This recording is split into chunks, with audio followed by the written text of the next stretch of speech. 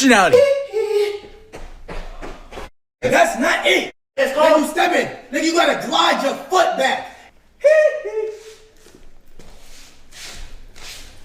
Everyone claims to have it, and the ones who scream the loudest about being different are usually the most copy-paste people on the entire internet. And look, I know that sounds harsh, but just scroll 5 minutes down TikTok or Instagram and try to prove me wrong. Because I promise you, you're going to see the same people at least 4 different times. This isn't a new phenomenon. People have always copied what works. Trends have always existed throughout time, but the algorithm turned that natural fucking process into something on a completely different scale. It shows you exactly what's popular, rewards you for replicating that shit, and then punishes you for deviating from it, and then serves the most successful replicas to millions of people simultaneously until the whole platform starts to feel like one giant echo chamber where everyone is performing the same 3 personalities on a loop. The loop keeps functioning because it keeps working. People want to see the same things over and over again, and nobody seems to notice or they don't care. First thing that we need to understand is how this actually happens. It's a slow process, and it starts the second you open the fucking app. Scroll a little bit, you see content. Your brain registers what gets reactions, what looks cool, what seems to attract the most attention and validation,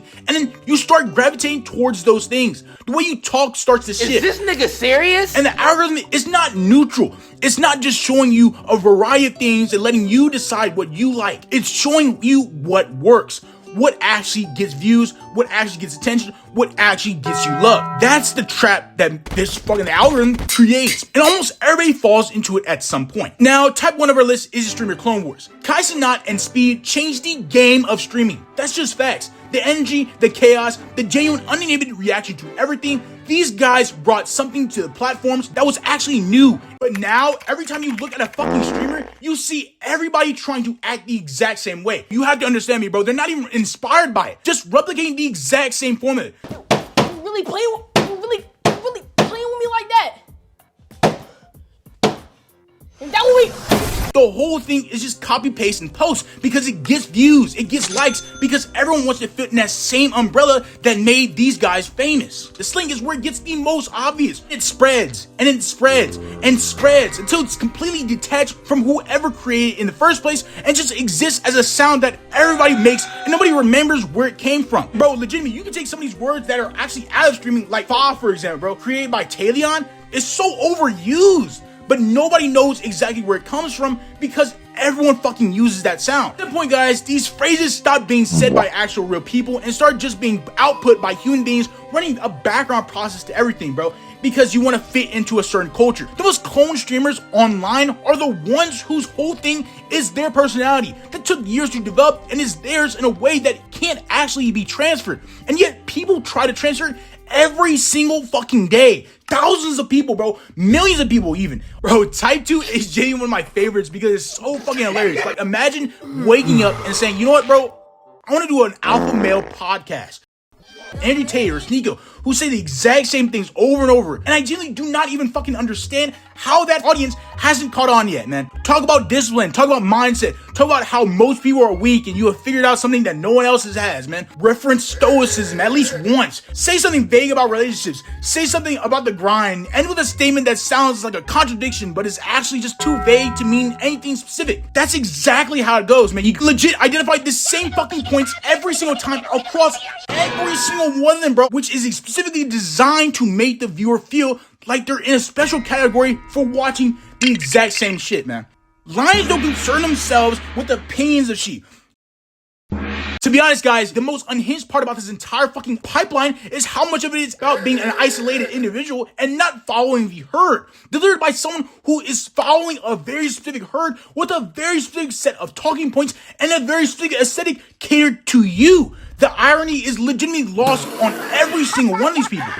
Now, Type 3 is almost a continuation of the Thirst Trap video. Legitimately the most template-driven space on the entire internet right now, bro. Someone goes through something. They make content about their growth. It resonates, and then 1,000 people who are aspiring content creators see the numbers and go play it on repeat for millions of people to watch, man. There are thousands and thousands of creators who do the exact same template, exact same format, because it works. They're talking about the villain arc or the winter arc when they go into the gym. The nonchalant era where they don't want to be bothered. The toxic relationship aesthetic that somehow gets romanticized with specific music and specific lighting to cater to a certain audience type. They legitimately started as real things that real people were genuinely experiencing and expressing. And then the algorithm repackaged them to millions of other people. Turn that shit into templates. You have these corny ass people performing villain art because villain art content performs well. People performing the nonchalant partner because the character attracts a specific audience, not because they're actually fucking nonchalant. And it's crazy, bro, because how many people cycle through multiple archetypes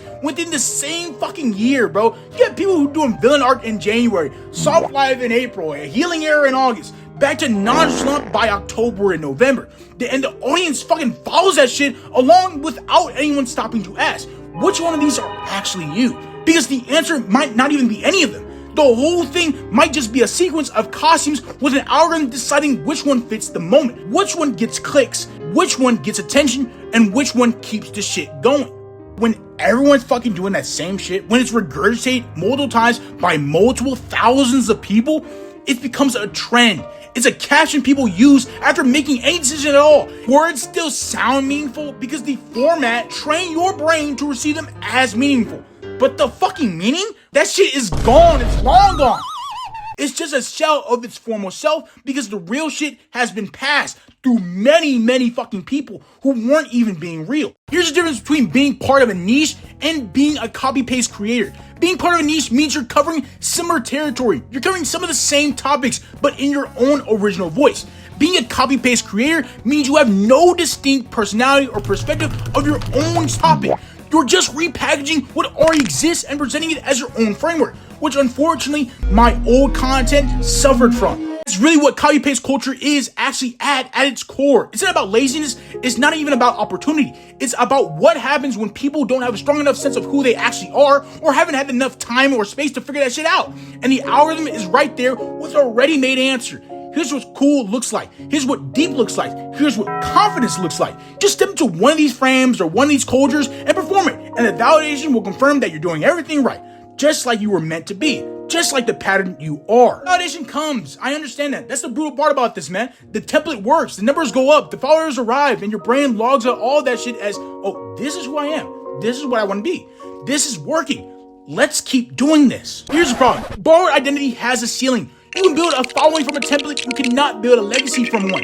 Because a legacy requires something that is specifically, distinctly, undeniably yours. A perspective that only exists because you exist. Not because the algorithm told you it performed well this quarter, and the moment the trend shifts, the copy-paste creator has nothing underneath it. No foundation, no actual voice, no original architecture to fall back on. Just the empty frame of a personality that was never really theirs to begin with. Now, make sure to like the video, subscribe if you're new, and comment down below what you want to see from me next. But before you go, check out my last video on the left-hand side of your screen. Click it right now, and I'll see you over there. Love y'all, Koi family. Take care.